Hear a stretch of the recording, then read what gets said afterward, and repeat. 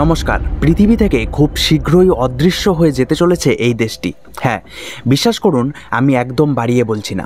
এমনকি ভারতও যদি সময় থাকতেই এই দেশটির ভুল থেকে কিছু না শেখে, তাহলে আমাদের পরিণতিও ঠিক এমনই হতে চলেছে।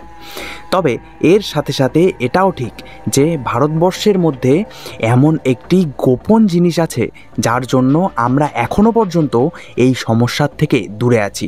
সেটি কি তা জানলে আপনারা সবাই গর্ববোধ করবেন। আপনারা জানলে অবাক হয়ে যাবেন, যেখানে ভারতের প্রতি ব্যক্তির মাথাপিছু আয় বছরে প্রায় ৭২,০০০ টাকা, সেখানে এই উন্নত অর্থনীতির দেশটির প্রতি ব্যক্তির মাথাপিছু আয় বছরে $৫০,০০০ বেশি, অর্থাৎ ৪,২৩,০০০ টাকার কাছাকাছি, যা ভারতের প্রায় ৬ গুণ। এছাড়া এই দেশটির গানের ব্যান্ড, বিভিন্ন টিভি শো বিশ্ববিখ্যাত।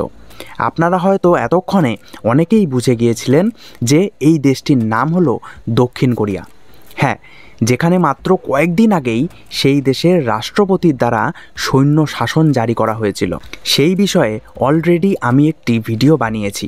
সেখানে আমি বলেছি যে কিভাবে সামান্য পেঁয়াজ এবং একটি ব্যাগ দক্ষিণ কোরিয়ায় সৈন্য শাসন জারি করার পেছনে খুব গুরুত্বপূর্ণ ভূমিকা পালন করেছে। তবে আমি এখানে যেই সমস্যাটির কথা বলছি, যার জন্য দক্ষিণ কোরিয়া পৃথিবীর মানচিত্র থেকেই অদৃশ্য হয়ে যেতে পারে, তার সঙ্গে এই সৈন্য শাসন অথবা তাদের প্রতিপক্ষ দেশ উত্তর কোরিয়ার কিম জং উনের কোনো সম্পর্ক নেই। বরং এর জন্য দায়ী ইয়োলো জেনারেশনের সন্তান জন্মদানে অনীহা। দক্ষিণ কোরিয়ায় জন্মহার বিশ্বের সবচেয়ে কম, এবং এমনই যদি চলতে থাকে তাহলে ধীরে ধীরে দক্ষিণ কোরিয়ায় বসবাস করার জন্য কোনো মানুষই থাকবে না। অর্থাৎ পৃথিবীর মানচিত্র থেকে দক্ষিণ কোরিয়া একেবারে অদৃশ্য না হয়ে গেলেও কোনো একটি দেশে যদি বসবাস করার জন্য জনগণই না থাকে, তাহলে কি সেটিকে একটি দেশ আদৌ বলা যেতে পারে? 2.1 এই ম্যাজিক নাম্বারটিকে বলা হয় রিপ্লেসমেন্ট রেট অথবা প্রতিস্থাপন প্রজনন হার। অর্থাৎ গড়ে একজন দম্পতি অর্থাৎ স্বামী স্ত্রী মিলে যদি 2.1 জন সন্তানের জন্ম দেয়, তাহলে কোনো দেশের জনসংখ্যা বর্তমানে যা আছে তাই থাকবে।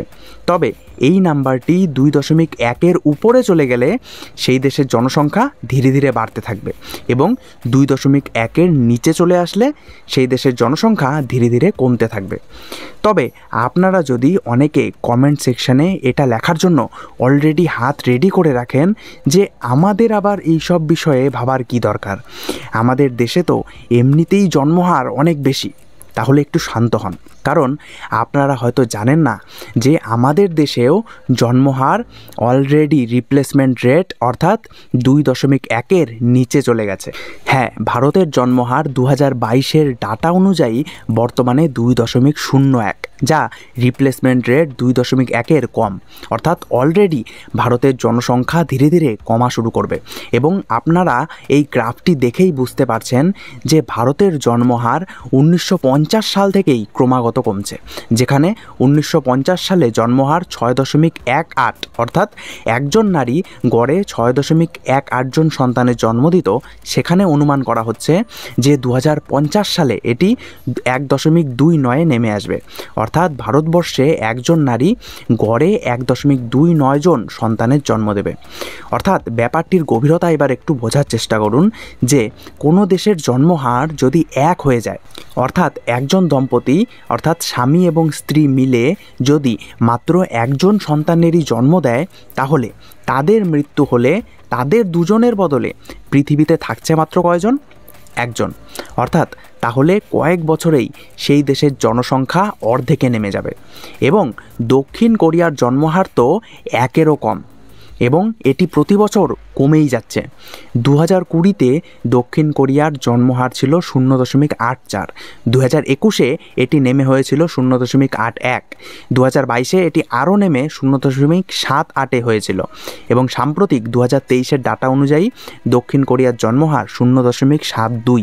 অর্থাৎ 2070 সাল আসতে আসতে দক্ষিণ কোরিয়ার 52 মিলিয়নের জনসংখ্যা 26 মিলিয়নে নেমে আসবে, এবং অবস্থা আরও খারাপ হলে আরও তাড়াতাড়ি জনসংখ্যা কমবে। দক্ষিণ কোরিয়ায় 1980-র দশকের শেষের থেকেই জন্মহার 2.1-এর নিচে ছিল।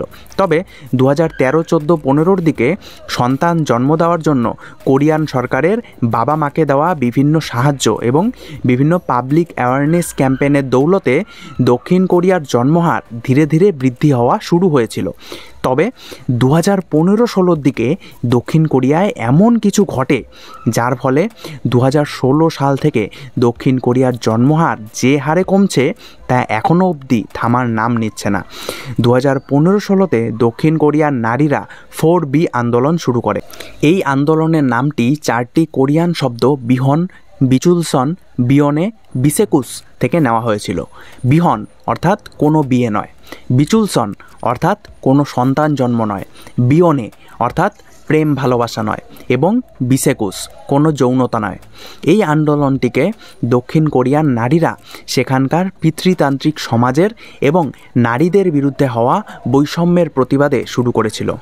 এই আন্দোলনটি আদৌ কতটা যুক্তিযুক্ত ছিল সেটি একটি বিতর্কের বিষয় হলেও এই আন্দোলন যে কোরিয়ার আগে থেকেই নিম্নগামী জন্মহারকে আরও খারাপ জায়গায় নিয়ে যেতে অনেক বড় ভূমিকা পালন করেছে তাতে কোনো সন্দেহ নেই। এছাড়া কোরিয়ার এই অবস্থার পিছনে ইয়েলো জেনারেশনও খুব বড় ভূমিকা পালন করে। ইউ অনলি লিভ ওয়ান্স অর্থাৎ জিন্দেগি না মিলেগি দুবারা এই মতবাদে বিশ্বাসী এই জেনারেশনের লোকেরা না বাবা মার সঙ্গে যৌথ পরিবারে থাকতে চায়, না বিয়ে করতে চায়, না সন্তান জন্ম দিতে চায়। এরা শুধুমাত্র বিভিন্ন নামি দামি ব্র্যান্ডের জামা কাপড়, জুতো, গাড়ি অর্থাৎ বিলাসবহুল জীবনযাপনে মগ্ন থাকে। এরা তাৎক্ষণিক তৃপ্তি চায়, অর্থাৎ এরা ভবিষ্যতের কথা ভেবে কোনো কাজ করার চেয়ে বর্তমান মুহূর্তকে উপভোগ করতেই বেশি পছন্দ করেন। এই প্রজন্মের লোকেরা ভ্রমণ করতে, বিলাসবহুল জীবনযাপন করতে, হুটহাট কোনো সিদ্ধান্ত নিয়ে নিতে অর্থাৎ ঝুঁকি নিতে পছন্দ করেন এবং এরা সোশ্যাল মিডিয়ায় আসক্ত হয়। এরা কাম, ক্রোধ, মদ, লোভ ইত্যাদি খুব বেশি করে উপভোগ করেন। তবে বিবাহ করা, সন্তান জন্ম দেওয়াতে এদের গভীর অনীহা। এইসব মনোভাবাপন্ন যুবকের সংখ্যা দক্ষিণ কোরিয়াতে ক্রমাগত বেড়েই চলেছে এবং এটিও সেই দেশের নিম্নগামী জন্মহারের একটি বড় কারণ বলা হচ্ছে। তবে আপনাদের প্রশ্ন হতে পারে যে দক্ষিণ কোরিয়ার নারীদের সন্তান জন্ম দিতে এত অনীহার কারণ কি? আসলে দক্ষিণ কোরিয়া অত্যন্ত ব্যয়বহুল একটি দেশ এবং বেশিরভাগ দম্পতির ক্ষেত্রেই নিজেদের সন্তানদের ভালো করে দেখাশোনা, পড়াশোনার খরচকে চালানো খুবই কষ্টসাধ্য হয়ে যায়। এছাড়াও কোরিয়ান সরকার নবজাতক শিশুর পরিবারগুলিকে নগদ টাকা দিয়ে সাহায্য করা, হাউজিং সাপোর্ট, এছাড়া পিতা মাতা দুজনের জন্যই 18 মাস পর্যন্ত ছুটির ব্যবস্থা ইত্যাদি করলেও সেখানকার নারীদের কথা হচ্ছে বাচ্চা যদি অসুস্থ হয়ে যায় তাহলে ছুটি পাওয়া যায় না। এছাড়াও ফুল টাইম চাকরি করে বাচ্চাকে সামলানো খুব কঠিন হয়ে দাঁড়ায়, যা তাদের কেরিয়ারের অগ্রগতির ওপরে প্রভাব ফেলে। কোরিয়ায় সন্তানকে সামলানোর জন্য একজন কাছের মানুষকে না পাওয়ার প্রধান কারণ হলো সেখানকার বেশিরভাগ ফ্যামিলি হলো নিউক্লিয়ার ফ্যামিলি, অর্থাৎ ভারতবর্ষে যেখানে বেশিরভাগ মানুষই যৌথ পরিবারে থাকে সেখানে দক্ষিণ কোরিয়ায় বেশিরভাগ দম্পতি যৌথ পরিবারে না থেকে একা একা থাকতেই বেশি পছন্দ করেন এবং এর ফলে বেশিরভাগ নারীদের কাছেই তাদের সন্তানকে ঠাকুরদা ঠাকুমার কাছে রেখে কাজ করতে যাওয়ার অপশান থাকে না। আপনারা জানলে অবাক হয়ে যাবেন যে এই দেশটির 42% পরিবারই এখন মাত্র একজন ব্যক্তি দ্বারা গঠিত। তাই আমি প্রথমেই যেই কথাটি বলেছিলাম যে ভারতের একটি গোপন জিনিসের জন্য এখনও পর্যন্ত ভারতবর্ষ এরকম সমস্যা থেকে দূরে আছে, সেটি হলো যৌথ পরিবার। যৌথ পরিবারের জন্যই ভারতবর্ষের বিভিন্ন নারী ফুল টাইম চাকরি করা সত্ত্বেও নিজেদের বাচ্চাকে সুন্দরভাবে লালন পালন করতে পারছে। তারা তাদের বাচ্চাদেরকে ঠাকুরদা ঠাকুমার কাছে রেখে নির্ভয়ে চাকরিতে যেতে পারে এবং এই জন্য আমাদের সকল ভারতীয় হিসাবে গর্ববোধ করা উচিত এবং বিশ্বের অন্যান্য দেশেরও আমাদের থেকে এই শিক্ষা নেওয়া উচিত। তবে ভারতবর্ষেও ধীরে ধীরে বিভিন্ন পশ্চিমী চিন্তাধারাগুলো ঢুকে গিয়ে বিভিন্ন নিউক্লিয়ার ফ্যামিলির কনসেপ্ট ধীরে ধীরে চলে আসছে, যার ফলে ভারতেও ভবিষ্যতে যে এরকম সমস্যা আসবে না তাও জোর দিয়ে বলা যায় না। এছাড়াও ভারতবর্ষের জন্মহার ইতিমধ্যেই রিপ্লেসমেন্ট রেটের নিচে চলে এসেছে, তাই আমাদেরকেও এই বিষয়ে এখন থেকেই চিন্তা ভাবনা শুরু করে দিতে হবে।